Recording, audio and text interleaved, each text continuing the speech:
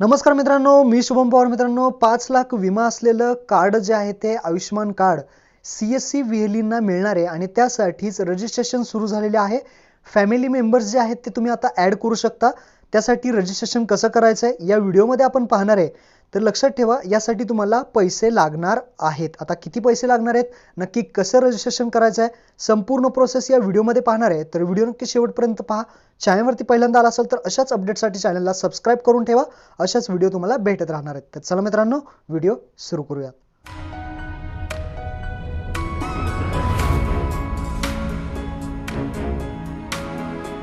तर मित्रांनो, ही वेबसाईट आहे. वेबसाईटची लिंक तुम्हाला डिस्क्रिप्शनमध्ये भेटेल. ehealth.csccloud.in. वेबसाईटवरती आल्यानंतर तुम्हाला साइन इन या ऑप्शनमध्ये क्लिक करायचं आहे. साइन इन केल्यानंतर तुमचा CSC ID दाखवलं जाईल आणि व्हीएलई फॅमिली रजिस्ट्रेशन जे आहे ते तुम्हाला इथं येस करायचं आहे. येस ऑप्शनवरती आपण क्लिक करूयात. येस केल्यानंतर तुमचा संपूर्ण डेटा जो आहे तो ऑटोमॅटिकली इथे येईल. तुमचं नाव असेल, तुमचा मोबाईल नंबर, तुमच्या शॉपचा ॲड्रेस असेल, तुमच्या शॉपचं नाव असेल, तसेच फॅमिली डिटेल्समध्ये तुमचं सुद्धा खाली जे आहे ते नावसुद्धा इथे दिसणार आहे. तर ही सगळी माहिती तुम्हाला पाहायची आहे, बरोबर आहे का? त्यानंतर राईट साईडला तुम्हाला एक ऑप्शन देण्यात आला आहे, तो म्हणजे ॲड फॅमिली मेंबर्स. या ऑप्शनमध्ये क्लिक करायचं आहे. या ऑप्शनमध्ये क्लिक केल्यानंतर टर्म्स अँड कंडिशन ॲक्सेप्ट करून तुम्हाला सबमिट करायचं आहे. सबमिट केल्यानंतर आता तुम्हाला फॅमिली मेंबर्स ॲड करण्यासाठी विचारेल. सर्वात पहिलं जे फॅमिली मेंबर आहेत तो म्हणजे तुम्ही स्वतः आहात. तुमचं नाव ऑटोमॅटिकली येईल. फक्त तुमचं इथं फादर नेम टाकायचं आहे. तुमच्या वडिलांचं नाव इथे पूर्ण A to Z पूर्ण जे असेल ते टाकून घ्यायचं आहे. त्यानंतर बाकीची माहिती काही तुम्हाला इथं एडिट करायची नाही आहे. तुमची जन्मतारीख वगैरे दाखवलं जाईल, जन्मवर्ष असेल ते दाखवलं जाईल. सेल्फ म्हणजेच तुम्ही स्वतः आहात. त्यानंतर तुमचा मोबाईल नंबर फक्त टाकायचा आहे आणि आधार कार्ड नंबर पहिल्यांदा टाकायचा आहे. वडिलांचं नाव, तुमचा मोबाईल नंबर आणि आधार नंबर फक्त इथे तुम्हाला टाकून घ्यायचा आहे. हे टाकल्यानंतर तुम्हाला आता तुमचे फॅमिली मेंबर्स असतील त्यांचं टाकायचं. तुमची आई, त्यानंतर वडील, फादर, मदर, त्यानंतर तुमचे वाईफ असेल, मुलं असेल, ते तुम्ही 5 फॅमिली मेंबर तुम्ही ॲड करू शकता. ॲड फॅमिली मेंबरवरती क्लिक केल्यानंतर दुसरा ऑप्शन येतो.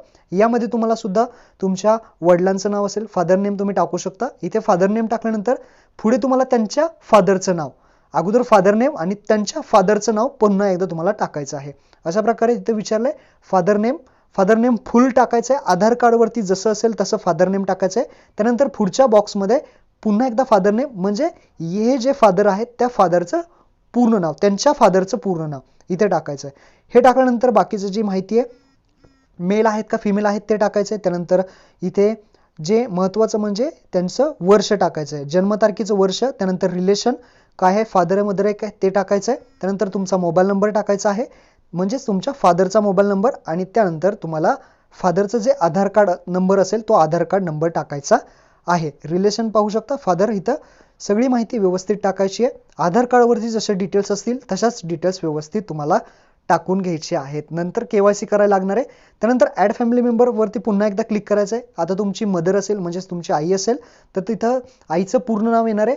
आईचं पूर्ण नाव टाकल्यानंतर तुम्हाला तिथे त्यांच्या वडिलांचं नाव टाकायचं आहे. फादर नेम विचारलंय पुढे, तर इथे वडिलांचं नाव येणार आहे. जे काही वडिलांचं नाव असेल ते टाकायचं आहे. जेंडर सिलेक्ट करायचं आहे, मेल फिमेल जे असेल तर इथे फिमेल.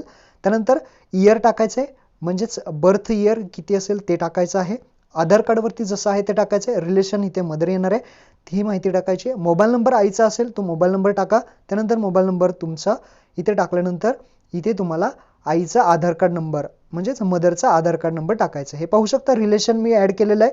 तुम्हाला अजून ॲड करायचे असतील, फादर, मदर, वाईफ आहे, चाइल्ड म्हणजे मुलं आहेत, 5 तुम्ही ॲड करू शकता जास्तीत जास्त, इथे त्यांनी दिलेलं आहे. आता हे सर्व ॲड केल्यानंतर तुम्हाला आता काय करायचं आहे, टर्म्स अँड कंडिशन जे आहेत ते ॲक्सेप्ट करायचे आहेत आणि सबमिट ऑप्शनमध्ये क्लिक करायचं. जसं तुम्ही सबमिट ऑप्शनवरती क्लिक करा, जे फॅमिली मेंबर्स आहेत तुम्ही जे ॲड केलेले आहेत ते सर्व येतील. एकदा कन्फर्म करायचे, चेक करायचे, खाली टर्म्स अँड कंडिशन ॲक्सेप्ट करून तुम्हाला कंटिन्यू टू पे RS 2250 रुपये जे आहेत ते तुमच्या वॉलेटमधून इथे पे करायचे आहेत. आता हे काय ॲड केलेत, कशामुळे ॲड केलेत, हे भरपूर जणांना प्रश्न पडला असेल. तर हा एक गिफ्ट आहे, पण हे पेड गिफ्ट तुम्हाला दिलेलं आहे.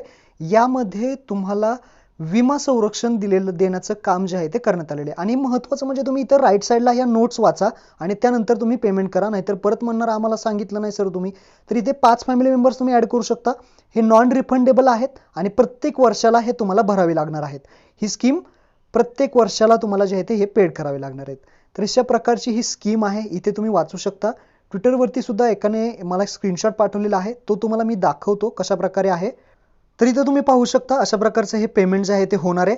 2250चं पेमेंट झाल्यानंतर तुम्हाला जे आहे ते एक PDF फाईल जी आहे ती डाउनलोड होईल आणि त्या PDF फाईलमध्ये संपूर्ण माहिती दिलेली आहे. तुम्ही इथे पाहू शकता प्रधानमंत्री जन आरोग्य योजनेतर्फे इथे हे तुम्हाला पॉईंट्स आहेत.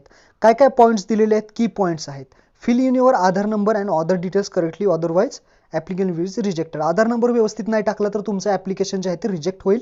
आणि तसेच इथे जे प्रीमियम अमाऊंट आहे 2250 रुपये आहे. हे टॅक्सेस आहेत विथ GST सुद्धा त्याच्यामध्ये आहे.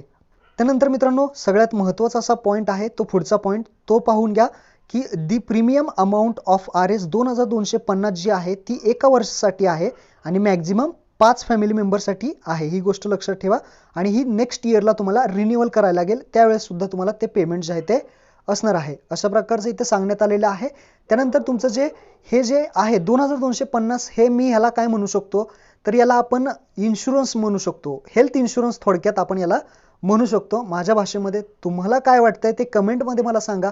आणि हे पेमेंट जर तुम्हाला करायचं असेल तर पेमेंट करून तुम्हाला जायचं आहे BIS पोर्टलवरती, म्हणजेच pmjay.csecloud.in यावरती जायचं आहे. तिथे जाऊन तुम्हाला जे आहे ते पुढचं व्हेरिफिकेशन करून जे आहे ते कार्ड काढावं लागणार आहे. तर अशा प्रकारची ही हेल्थ इन्शुरन्स स्कीम आहे आणि यासाठी रजिस्ट्रेशन कसं करायचं हे आपण पाहिलेलं आहे. तर हा व्हिडिओ आपल्या नक्की मित्रांना शेअर करा. CSE VLE आपले सरकार सेवा केंद्र चालकांना धन्यवाद. जय हिंद, जय महाराष्ट्र.